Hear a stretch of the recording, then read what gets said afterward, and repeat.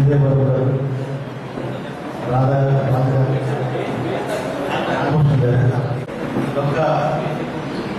శ్రీనివాస్ యాదవ్, సాక్షి విలేకరి కాలంలో తరచుగా పెట్టారు. వారిని ఈ ప్రశ్నలో నిమిషం మౌనం పాటించడానికి అందజేయబడుతుంది.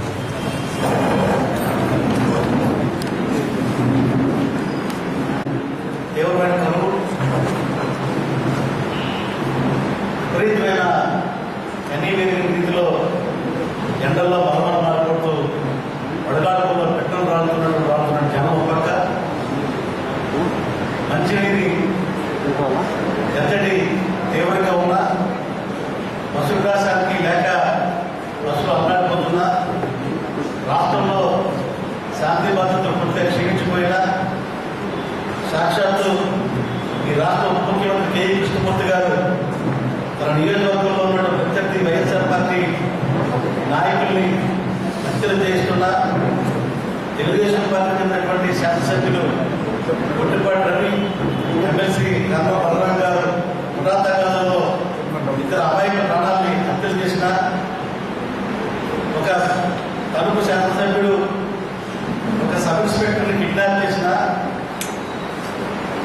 తహసీల్దార్ని కిడ్నాప్ చేసిన, అధికారుల మీద దాడులు చేసిన, ఆఖరికి విశాఖపట్నం జిల్లాలో దక్షిణ ప్రాంతంలో ఉన్నటువంటి తాజగి గ్రామంలో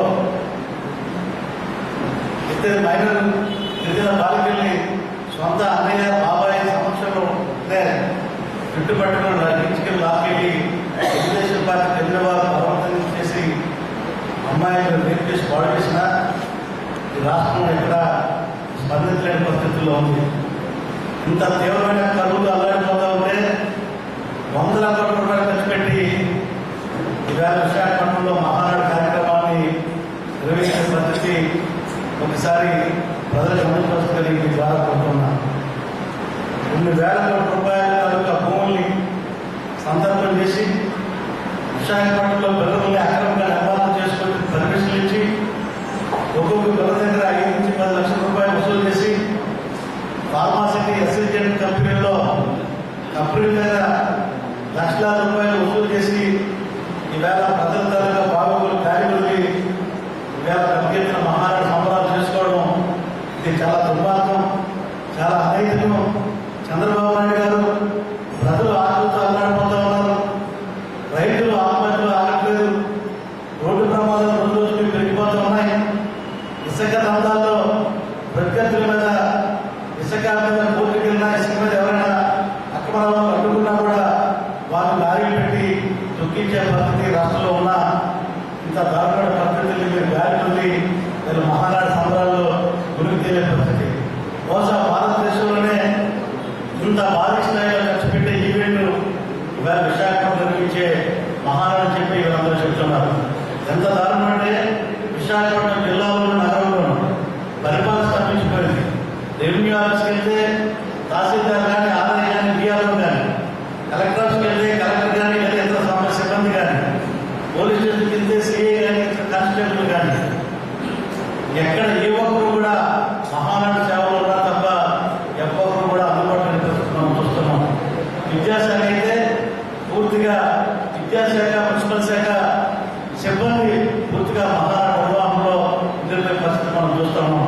ఇప్పటికే యూనివర్సిటీని ఎంత దారుణంగా రూపుమాపలు మార్చి అక్రమంగా నిబంధనలకు విరుద్ధంగా వారి జీవనే పక్కకు పెట్టి మహానాడు నిర్వహిస్తూ ఉన్నారు. కానీ ఇన్ని వేల కోట్లు, ఇన్ని వందల కోట్ల రూపాయలు ఖర్చు పెట్టి మహానాడు నిర్వహించే సమయం ఇవాళ రాష్ట్రంలో పరిస్థితులు ఉన్నాయని చెప్పి మేము స్ఫూర్తిగా ప్రశ్నిస్తున్నాం. ఈవేళ మహానాడులో మీరు ఏ గొప్పలు చెప్పడానికి, ఏ అబద్ధాలు చెప్పడానికి మహానాడు మీరు ఏర్పాటు చేస్తున్నారు.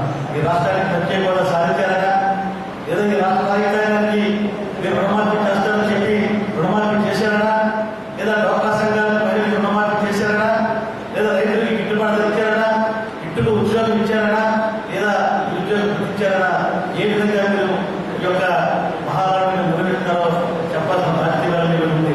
ఇలా కేంద్రం నుంచి రావాల్సినటువంటి ఆఖరికి లోటు బట్టి 16,000 కోట్ల రూపాయలు కాల్ చెప్పిన 16,000 కోట్ల రూపాయలు తీసుకురావాల్సిన పరిస్థితి. వాస్తవంగా చంద్రబాబు నాయుడు గారు 20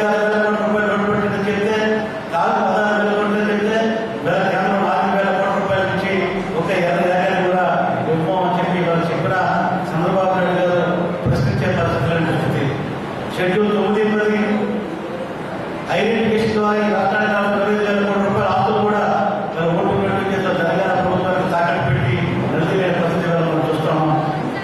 ఇంత ద్వారంగా వైఫల్యం చెందినటువంటి రాష్ట్ర ప్రభుత్వం మహానాడు సభలో ఏపీ ఓడకూడదని చెప్పి చెప్తారు.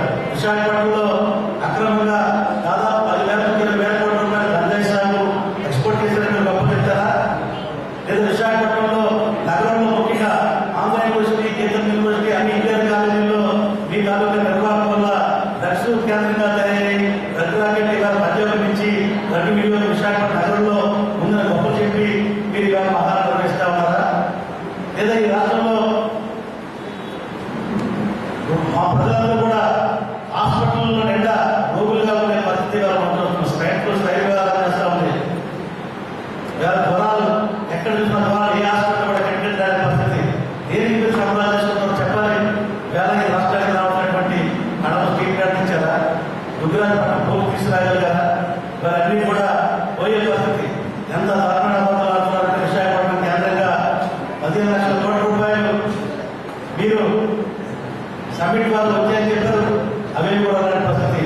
నిన్న కాకుండా అమెరికా పర్యటనలో కొన్ని వందల గంటలు వస్తున్నాయి, 5 లక్షల మంది ఉద్యోగాలు వస్తాయని చెప్పేటువంటి పరిస్థితి. రూపాయలు కూడా మనం చూస్తున్నాం. పరిస్థితిని మహానాడు చర్చించగలరా? లేదా తెలుగుదేశం పార్టీ కార్యాలయం కట్టినటువంటి ప్రాంతం కూడా అది ప్రభుత్వ భూమి. మీ నిర్వహణ వల్ల సుప్రీంకోర్టులో కావాలని ఓడిపోయి వేల ప్రైవేట్ కట్టబెట్టి దాదాపు 2,000 కోట్ల రూపాయలు ఉన్న భూమిని ప్రభుత్వ పరంగా కాకుండా చేసే దుర్మార్గం జరిగి పాల్పడాలని చెప్పి దాన్ని సంబరాలు చేసుకుంటారా? ప్రజలు తెలియజేయాలని చెప్పి మీ ద్వారా డిమాండ్ చేస్తాం. నగరంలో నీటి కొరత, నగరంలో పూర్తిగా కాలుష్యం. ప్రతి ఇంటిలోకి వెళ్ళగానే మరి నల్లని మురుగు కోపంతో ప్రతి ఇల్లు కూడా ఉన్న విశాఖపట్నం పొల్యూషన్ అయిపోయి విశాఖపట్నం శ్వాసకోశ వ్యాధులతో, క్యాన్సర్ వ్యాధులతో పెద్ద ఎత్తున బాధపడుతున్నా కూడా ఈ ప్రభుత్వం కూడా ఎక్కడ పట్టించుకునే పద్ధతి మనం చూస్తున్నాం.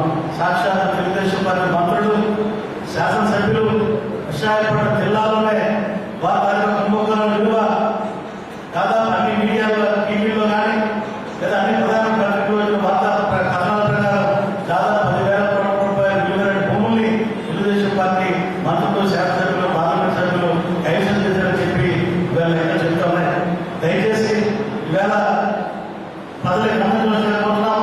చంద్రబాబు నాయుడు ఎందుకు మహానాడు నిర్వహిస్తున్నారో, ఎంత డబ్బు ఎలా వచ్చిందో, ఎంత డబ్బు ఎలా ఎక్కడెక్కడ వసూలు చేశారో, మీరు వసూలు చేసే డబ్బు వల్ల వారికి ఏం మేలు తెలియజేశారో లిట్ ప్రోగ్రాం ద్వారా మీరు గడువులకి ఈ కంపెనీలో పొల్యూషన్ వదలడానికి మీరు పర్మిషన్లను కూడా బయట పెట్టాలని చెప్పి మీ ద్వారా కోరుతున్నాం.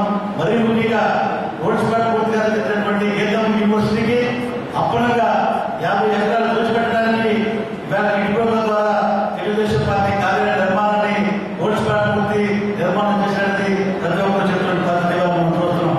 ఇంత దోపిడీ, ఇంత దుర్మార్గం ప్రభుత్వం, హత్యలు, ఆత్మహత్యలు, దోపిడీలు ఈ ప్రభుత్వ విజయాలు తప్ప ఏ ఒక్క కార్యక్రమాలు నిర్వహించిన పరిస్థితులు ఉన్నారు. కాబట్టి రాబోయే కాలంలో మిమ్మల్ని ఇంట్లో బయట నిర్దేశం వైఎస్ జగన్మోహన్ గారి నేతృత్వంలో మీరు చేస్తున్న ఆగడాన్ని ఇప్పటికే ప్రజల్లో తీసుకున్న పూర్తి విజయవంతం ఖచ్చితంగా వచ్చే అసెంబ్లీ నాటికి మిమ్మల్ని ఖచ్చితంగా ఎండగట్టి రేపు రాబోయే కాలంలో నరేంద్ర మోడీ గారిని మరి జగన్మోహన్ రెడ్డి గారు మే 10వ తేదీ కంప్లైంట్ బుక్ ద్వారా ఈ రాష్ట్రానికి 2 లక్షల కోట్ల రూపాయలు చూసిన వైరాన్ని ఖచ్చితంగా సిబిఐ